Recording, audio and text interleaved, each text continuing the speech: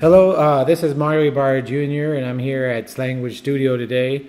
Today I'm going to talk a little bit about a couple of things. On the first on my mind, what I'm interested in talking about is art education. Over the years, I've been able to work on all kinds of different levels of art education. I've taught pregnant high school girls in Salvation Army's, charter schools and Watts. I've taught Muslim asylum-seeking children in Denmark, in Gellerup, a housing project in Aarhus. I've taught, college kids in Ivy League schools on the East Coast.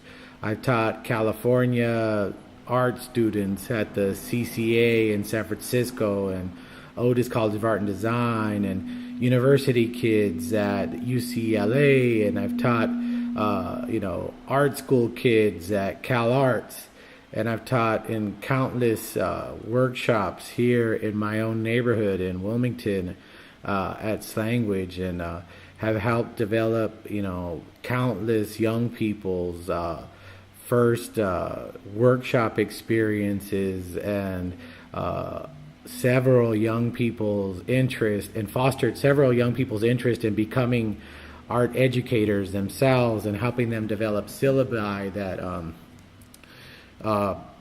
crossed this idea of not only having them teach, but having them also foster in social political content into their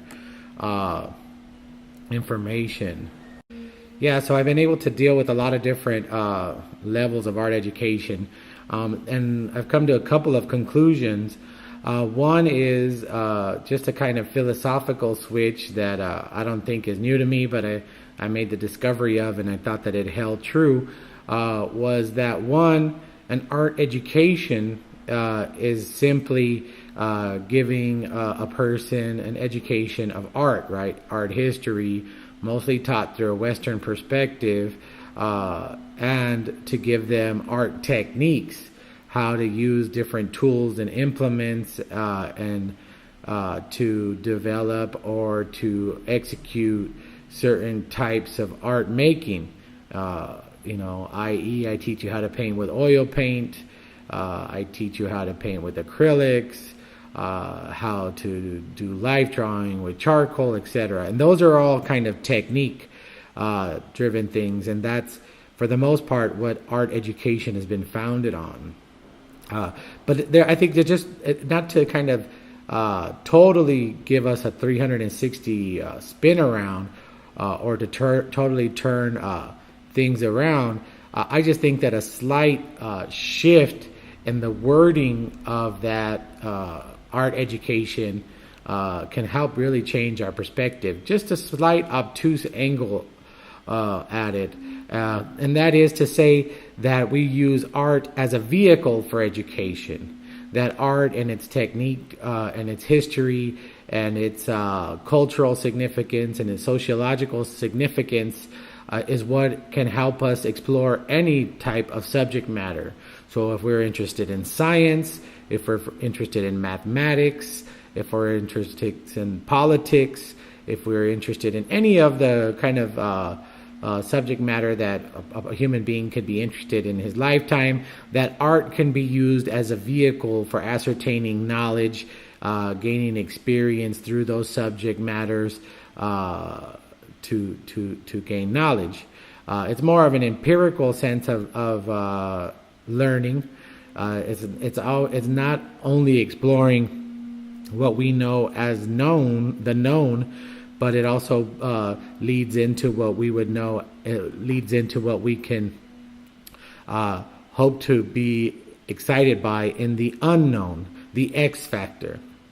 And I think that in terms of experiential learning processes where people are taught to have the techniques of art, and in this I'll give us the example of, we're looking at a Warner Brothers cartoon of Elmer Fudd painting a landscape, right? And then, we could have the typical image of Elmer Fudd. One is that he has his little white smock on and an easel there for him to be painting on. And, we see him in the classic, typical artist dance. One is that he has his thumb out in the air, straight in front of him, measuring things. He might have his tongue out to the side and holding a paintbrush in the other hand, right? So we see him there in a classic kind of art stance, what we would imagine Vincent van Gogh would have been doing in those fields there.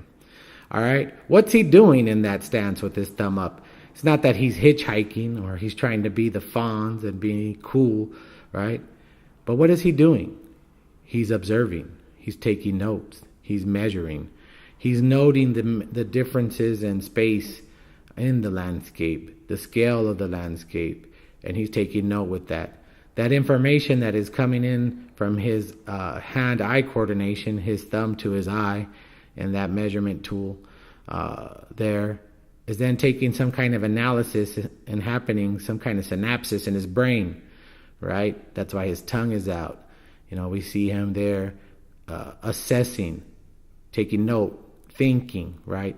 So the first action is observation with the thumb up in the air. Second, he's making some kind of relationship to that in his mind. And then thirdly, simultaneous to these two actions, he's making a mark on the canvas. Number 3, right? So number 1, he's observing. Number 2, he's assessing, thinking. And number 3, he's making a mark. These actions don't happen, with a delay, so to speak. They almost happen simultaneously. And anybody that's ever taken a life drawing class or a painting class will tell you that, those notions, once they get trained in those techniques, that they become simultaneous. This idea of observation, thinking, and action are not separated by long, drawn-out periods of time, but become instantaneous in a simultaneous action. So those things, observing, assessing, and taking action can be applied to any field. Where else would you not want somebody that took observational notes, that assessed these notes, and took simultaneous action? In what field would this ability and this aptitude not be appreciated? We'd be very hard pressed to find a field unless you're really seeking or need a kind of mundane personality in that position, right?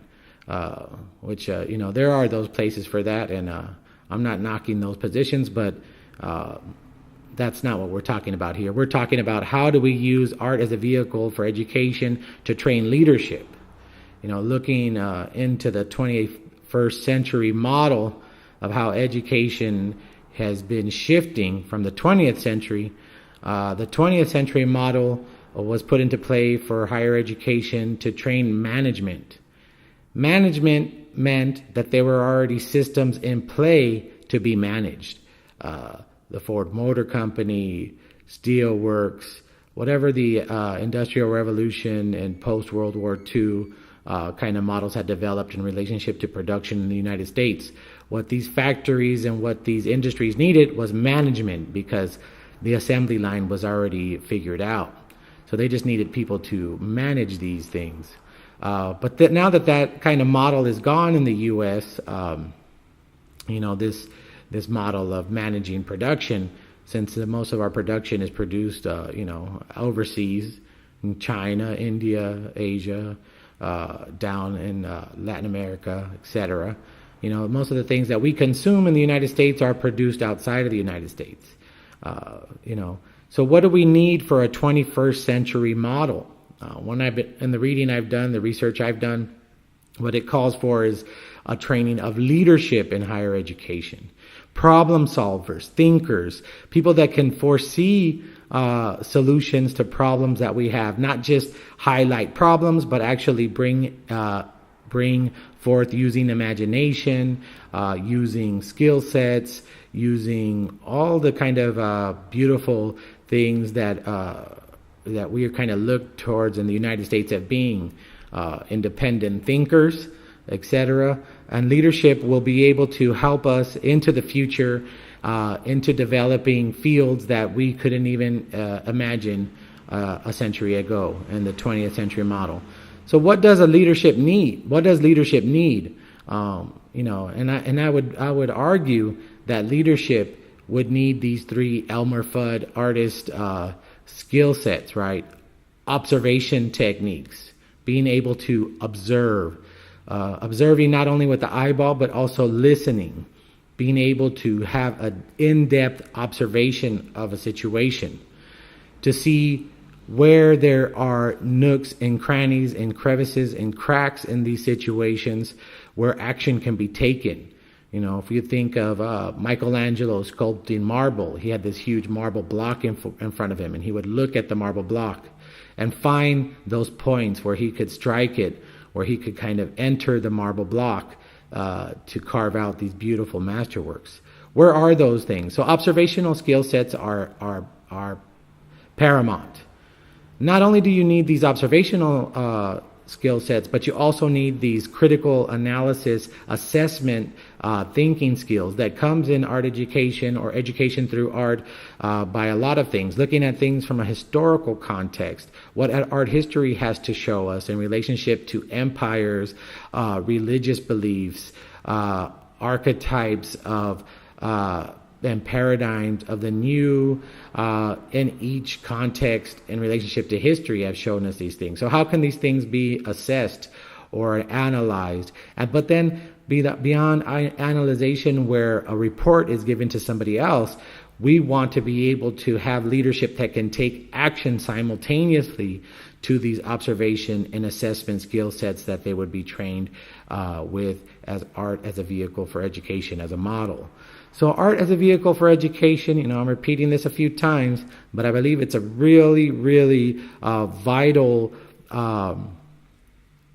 shift in how we can be implementing and training artists in institutions like art schools, universities, etc., and even on the community level within nonprofit organizations and artist-run spaces. This is a real challenge, I believe, because as we're going to the 21st century, the model for how we viewed art education will be shifting, especially here in the United States. And as we could see just from enrollment in all of our art institutions and art schools, other countries are taking note in our leadership ability and sending their children to come to school here in the U.S.